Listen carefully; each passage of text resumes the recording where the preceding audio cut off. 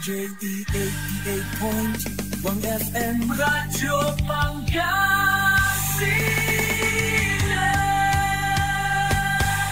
Paborito. Ang susunod na programa ay rated GP. GP? Ano yun? Garantisadong pampaborito!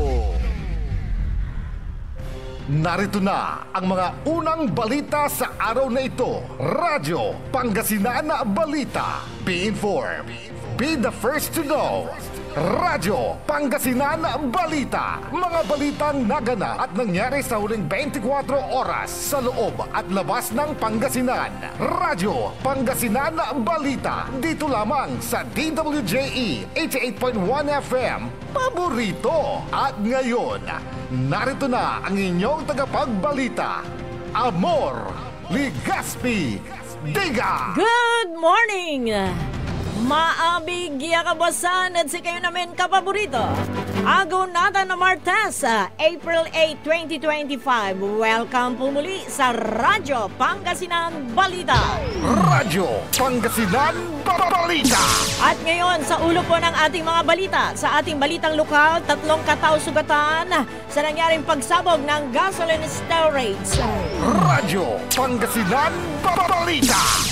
52 degrees Celsius heat index na naitala kahapon sa Dagupan City, ikinorek ng Pag-asa. Radyo Pangasinan Balita. Sa ating balitang pambansa, paglalagay ng CCTV sa bawat classroom, inirekomenda laban sa bullying. Radyo Pangasinan Balita. Bagong promote na member na PNP, gawin lagi ang tama, bilin ni Pangulong Bongbong Marcos Jr. Radyo Pangasinan Balita. Sa ating balitang pandaigdig, US President Trump nagbabala sa China sa taas o kaya mataas na taripa. Radyo Pangasinan Balita. Mahigit na 30 katao patay sa pagbaha sa Congo. Radyo Pangasinan Balita. At sa ating balitang sports, tennis player na si Alex Ayala umabante sa ranking. Radyo Pangasinan Balita. At sa ating balitang entertainment, pambato ng Pilipinas sa Miss Eco International Pageant. Ready na raw. Radyo Pangasinan Balita.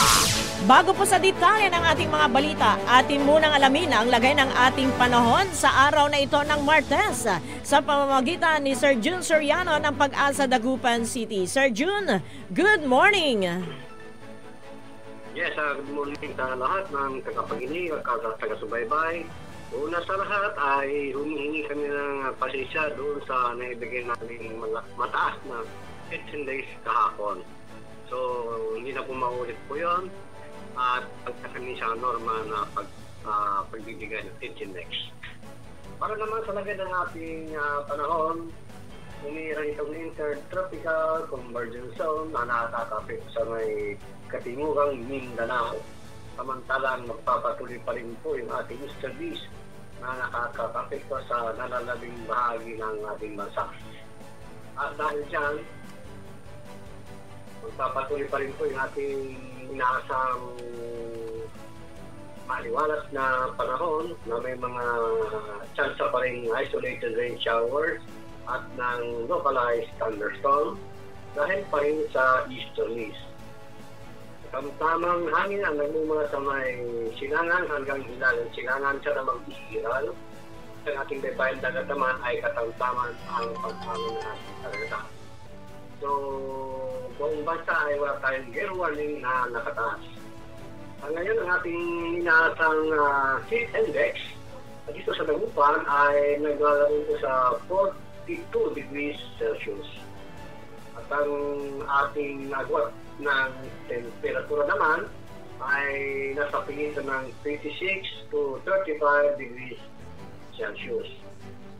Ang araw ay nagpakita kayo ng 5:45 ng umaga at tulumog naman na 6:12 ng dakong hapon. Yan mo lang lagay ng ating panahon, yung tagapagmulat. June Soriano, magandang umaga po. Maraming salamat, Sir June Soriano ng Pag-asa Dagupan City. Radyo Pangasinan Balita. 11 minuto makalipas sa alas 7 ng umaga at ngayon sa detalye po ng ating mga balita. Sa ating balitang lokal, agad na ikinorek ng Pag-asa ang unang naiulat na 52 degrees Celsius heat index kahapon sa Dagupan City. Sa panayam kay Engineer Jose Estrada, Head Officer ng Pag-asa Dagupan City, nagkaroon ng malfunction ang instrument na ginagamit.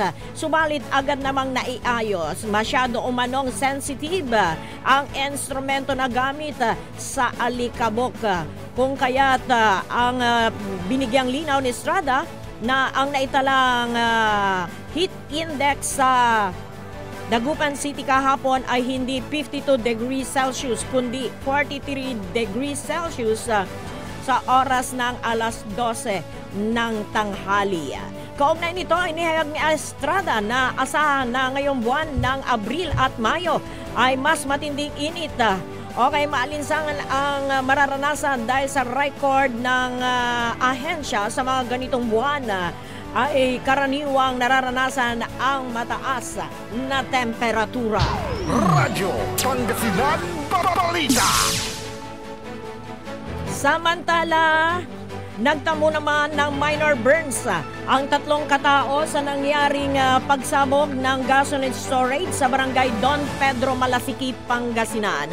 Sa nakuhang impormasyon kay Fire Officer 2, Jelvin Heslani ng BFP Malasiki, linggo ng hapon nang maganap ang insidente. Nasunog naman ang isang bahay na pag-aari ng may-ari ng gasoline storage at wala namang nadamay pang ibang bahay. Wala namang naiulat na namatay sa insidente. Sa ngayon ay nagpapatuloy pa ang investigasyon ng Bureau of Fire Protection ng Malasiki sa pangyayari.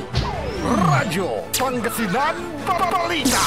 Samantala, ating namang tanggapin ang pag-ulat ni Kapaborito Ding Aquino. Yes, Kuya Ding, good morning. Yes, good morning. Sinusbindi ang panghapong face-to-face classes sa lahat ng antas sa private at public school sa Rosales, Pangasinan sinilang hapon, Abril 7 hanggang sa araw ng Biyernes, Abril 11 dahil sa mataas na heat index. Ito ay base sa Executive Order No. 24 Series of 2025 ni Mayor William S. Cesar. Ibinasi naman ng alkalde ang tuksan sa heat index monitoring and forecasting information ng Pag-asa na ang Pangasinan ay patuloy na makakaranas ng mataas na heat index na abot sa 40 hanggang 50 degrees Celsius na magsasapanganib sa kaligtasan at kalusugan ng mga vulnerable na mga individual. Nakasaad din sa naturang executive order na ang mataas na heat index ay posibleng magresulta sa heat cramp sa exhaustion o matinding pagod at heat stroke kung kaya't kailangan ang precautionary measure. Kung sa payag ng Pag-asa ay aabot sa 40 hanggang 50 degrees Celsius, ang heat index sa Pangasinan ay naitala ng ahensya kahapon ang 50 degrees Celsius na heat index sa Dagupan City. Samantala, matapos ang serye ng dagdag presyo sa produktong petrolyo ay magpapadwal ang mga oil companies ng kakarampot na bawas presyo ngayong araw. Ang gasolina ay baba ng 10 sentimo sa bawat litro at tapias presyo na 50 centimos naman sa kerosene. Wala namang paggalaw sa presyo ng diesel o crudo. Ang price adjustment ay naging epektibo kaninang alas 6 ng umaga maliban sa isang oil company na mamayang alas 8:01 ng umaga. Nagkaroon ng pagbabago sa tinatayang price adjustment dahil noong nakarang araw ng Sabado ay sinabi ng DOA na tataas ang presyo ng bawat litro ng gasolina at diesel ngayong araw. Matatandaan na noong nakarang araw ng Martes, Abril 1, ay tumaas ng piso hanggang 40 at 40 sentimos bawat litro ang gasolina at piso at 20 sentimos naman bawat litro ang dagdag sa diesel at kerosene. Ako po, si Ding Aquino, nag-uulat para sa Radyo Pangasinan. DWJ 8.1 FM Paborito. Maraming salamat, Kapaborito Ding Aquino. Radyo Pangasinan Balita. At sa ating huling balitang lokal, sa hangarin na matiyak na ligtas kainin ng tao ang mga shellfish at alamang sa Pangasinan, ang Bureau of Fisheries ay patuloy na nagsasagawa ng eksaminasyon o pagsusuri sa mga coastal areas ng lalawigan. Base sa resulta ng pagsusuri ay negatibo sa red tide toxin ang mariculture areas ng Infanta at coastal areas ng Bulinaw, Anda, Alaminos City, Sual at Bani sa Pangasinan. Kasama din ang Mariculture areas ng Rosario at Santo Tomas, La Union. Ibig sabihin, safe for human consumption o ligtas kainin ng tao ang mga shellfish at alamang na nakukuha sa mga nabanggit na lugar. Ito ay base sa inilabas sa Shellfish Bulletin No. 9 na inisyo noong April 3, 2025 ng BIFAR Regional Office 1. Radyo Pangasinan Balita. 16 na minuto makalipas ang alas 7 ng umaga at ngayon sa detalye naman po ng ating balitang pambansa. Pinalaya na ang 17 Pinoy na inaresto sa Qatar at hindi na rin sinampan ng kaso dahil sa illegal assembly. Sinabi ni Palace Press Officer Under Secretary Claire Castro, nakipagpulong si President Bongbong Marcos Jr. kay Qatari Ambassador to the Philippines Al Humidi at sinabi nito na good news sa Pangulo sa pagpapalaya at hindi na pagsasampa ng kaso sa 17 Pinoy. Sinabi anya ni Ambassador Al Humidi na ito ang refleksyon ng maganda at matatag na pakikipagkaibigan ng dalawang bansa. Nilinaw naman ni Castro na maaari na rin bumalik sa kanilang matrabaho ang 17 Pinoy OFWs at maaari na rin silang umuwi dito sa Pilipinas kung nais nila. Radyo Pangasinan Balita. Samantala, ikinabahala naman ni President Bongbong Marcos Jr. ang pagkalat ng mga e-cigarette o vape sa merkado na may lason at ipinagbibili sa merkado. Sinabi ng presidente matapos na personal na saksihan ang condemnation ng mga nahuling 3 billion pesos na smuggled electronics vape sa South Harbor sa Port Area, Manila. Subalit ang pinakaseryosong problema anya na ang mga kumpanya walang documentation, walang inspeksyon at ang iba pa ay nakitaan na may lason na nakapasok sa liquid na ginagamit na pang-vape kung saan target nitong bentahan ay ang mga bata. Hindi rin na anya alam ng gobyerno ang tungkol sa manufacturing process na pinagdaanan ng sabing mga produkto kaya't hindi malaman kung ligtas itong gamitin o hindi. Radyo Pangasinan Balita. May mga nagsusulong naman ng paglalagay ng mga CCTV sa mga silid-aralan upang mabantayan ang mga estudyante laban sa bullying. Ayon kay Senator Win Gatchalian, may natanggap na silang mga mungkahi at petisyon para sa paglalagay ng CCTV sa gitna ng mga insidente ng bullying sa silid-aralan na ang ilan ay nagiging viral sa social media. Nakatakdang imbestigahan ngayong Abril 8 ang mga insidente ng bullying sa mga eskwelahan kung saan pagtutuunan ng pansin kung ano ang ginagawa ng pamunuan ng mga eskwelahan para matigil ito. Kamakailan ay nag-viral ang video sa isang paaralan sa Quezon City kung saan paulit-ulit na sinasabunutan ng may estudyante ang isa pang estudyanteng babae. Pinuna rin ni Gatchalian na bukod sa dumarami ang insidente, ay nagiging violente pa ang mga nambubuli at ini-upload pa sa social media ang karahasang ginagawa. Radyo Pangasinan Balita. At sa karagdagan pa po ng ating mga balita, maigpit na pinaalalahanan ni President Bongbong Marcos Jr. ang mga bagong promoted na kawani ng Philippine National Police na dapat unahin na ang laging tama. Sa ginawang off-taking ceremony ng 39 na star rank officers, sinabi ng Pangulo na dapat ipatupad ang kanilang trabaho ng may dedikasyon, integridad at pananagutan. Bilang opisyal ay mahalaga na maging magandang ehemplo sa mga tauhan. Sa huli ay pinuri nito ang mga naging dedikasyon ng mga kapulisan sa kanilang mga trabaho. Radyo Pangasinan Balita. Kumpiyansa naman ang Malacanang na rerespetuhin ng Amerika ang sovereign prerogative ng Pilipinas kaugnay sa paghawak nito sa pag-aresto kay dating Pangulong Rodrigo Duterte dahil sa warrant of arrest na inilabas sa International Criminal Court o kaya ICC. Sa pahayag ito ni Palace Press Officer Undersecretary Claire Castro kasunod sa pagiging sa naging pahayag ni Senator Bato de la Rosa kung saan nanawagan ito kay US President Donald Trump na isanksyon ang mga individual na tumulong sa pag-turnover kay dating Pangulong Rodrigo Duterte sa ICC.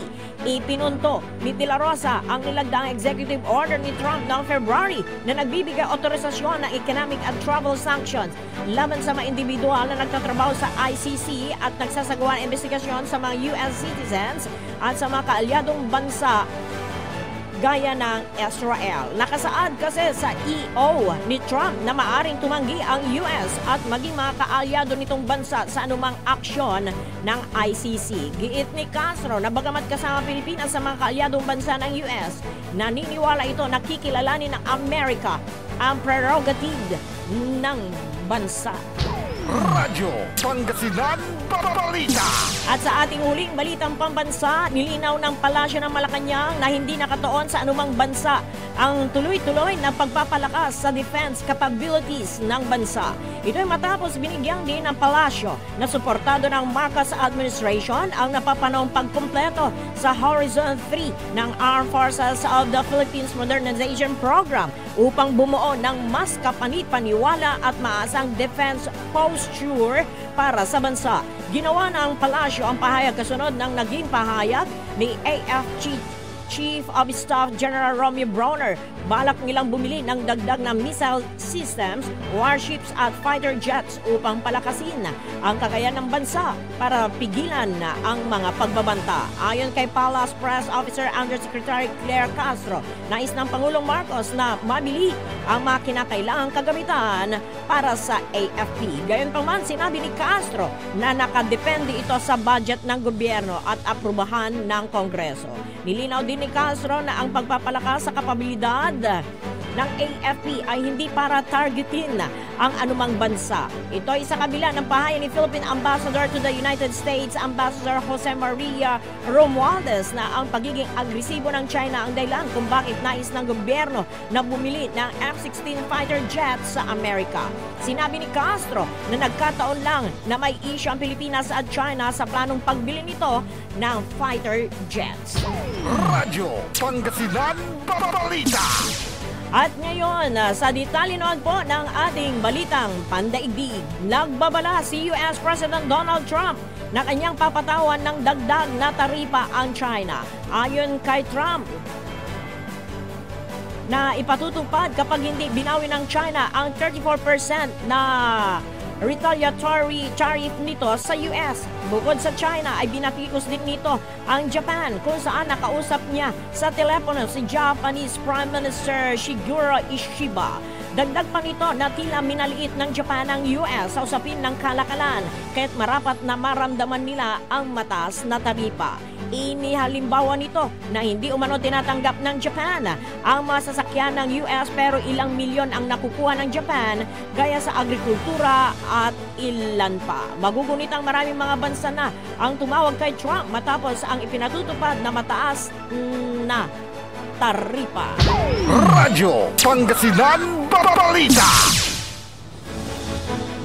Samantala, aabot sa 33 katao na ang nasawi dahil sa malawakang pagbaha bunsod ng ilang araw na pag-ulan sa Democratic Republic of Congo. Apektado ang kabahayan ng 17 milyon na populasyon ng Kinshasa, ang kapital ng nasabing bansa. Ikinagalit naman ng mga residente ang mabagal na pagbibigay tulong ng mga otoridad. Tiniyak naman ni President Felix Tshisekedi na kanyang gagawin ang lahat para maabutan ng tulong ang mga biktima. Radyo Pangasinan Balita. At sa ating uling balitang pandaigdig, binisita ni Japanese Emperor Naruhito at Empress Masako ang Pacific Island na Iwo Jima. Ang nasabing makasaysayang pagbisita ay kasabay ng ika-80 anibersaryo ng pagtatapos ng World War II. Ang Japanese Island ay may layong 1,250 kilometers ng timog bahagi ng Tokyo. Ito ang lugar kung saan naganap ang 5 linggong labanan sa pagitan ng US at Japan noong 1945. Sa nasabing labanan ay halos 21,000 na mga sundalo ang nasawi sa panig ng Japan, habang nasa panig ng US ay mahigit na 6,800 at mahigit na 19,000 ang sugatan. Nag-alay ng bulaklak ang Royal Couple at ritual na nagbuhos ng tubig sa memorial para sa nasawi sa giyera. Radyo Pangasinan Balita. At ngayon sa ating balitang sports, umangat pa ang Women's Tennis Association rankings ni Pinay tennis player star Alex Iyala. Mula sa dating world number 75 ay naging world number 73 na ito ngayon. Ang nasabing pag-angat ng rankings ay dahil sa matagumpay na Miami Open Games kung saan nakapasok ito sa semifinals. Naghanda na rin ngayon ito para sa paglahok sa Ladies Open na gaganapin sa Portugal na isang WTA 125 event sa April 14. Susundan ito ng Madrid Open sa April 22 na gaya ng Miami Open na ito ay isang WTA 1000 kung saan lalawag din ito sa WTA 125 event sa Catalonia Open sa Spain. Magpapatuloy ang kanyang laban sa May 6 na susundan naman ng tournament sa Parma, Italy sa May 12. Magugunitang sa Miami Open ay tinalo niya ang tatlong Grand Slam champions. Subalit nabigo ito sa kamay ng world number 4 na si Jessica Pegula sa semifinals. Radyo Pangasinan Balita. Abala naman ngayon ang Philippine Women's Football Team na Pilipinas sa kanilang mga ginagawang friendly games. Pinakauli ay ang talunin nila ang United Arab Emirates score na 4-1 sa isang friendly game na ginanap sa Dubai. Naging bida sa panalo ng Pilipinas si striker Chandler McDaniel na nagtala ng 2 goal habang tig-isa naman sina skipper Holly Long at midfielder Meryl Serrano. Sinabi ni Pilipinas coach Mark Torcaso na mahalagang pagsasagawa ng friendly games para hindi mabago ang kanilang playing styles. Radyo Pangasinan Balita. At ngayon sa ating balitang entertainment, handang-handa na ang pambato ng bansa sa Miss Eco International 2025 pageant na si Alexi May Brooks. Nakadakdang magtungo na ito sa Egypt ngayong araw para sa pagsabak ng ika-10 taon ng nasabing pageant. Ang 24 na taong gulang na athlete, beauty queen, model at business administration graduate mula sa Iloilo ay kabilang sa send-off media conference ng Miss Universe Philippines Organization. Dinaloan ito ni Miss Supranational Philippines 2025 Tara Valencia. Si Brooks ay unang nagpresenta ng bansa bilang ika-31 Southeast Asian Games sa Hanoi, Vietnam noong 2022. Nagka-interest ito sa pageant at naging Miss Iloilo noong 2024 na lumahok sa Miss Universe Philippines. Nakapasok ito sa 10 finalists at nakuha ang titulo bilang Miss Philippines Eco International. Radyo Pangasinan Balita. Sumain niyo ang mga balita dito po sa ating lalawigan ng Pangasinan. Mga balita sa ating bansa, Panday Big Sports at Entertainment. Sa ngalan po ng ating mga nakasamang si Kapaborito Ding Aquino at sa ating technical side si Engineer Dennis Palaganas at Engineer Richard Olanday. Ako po si Amor Ligas Pibiga. Maraming salamat and magandang morning! Sikaratan susaray manunaan na balita. Etsayan Kabuasan. Radyo Pangasinan Balita.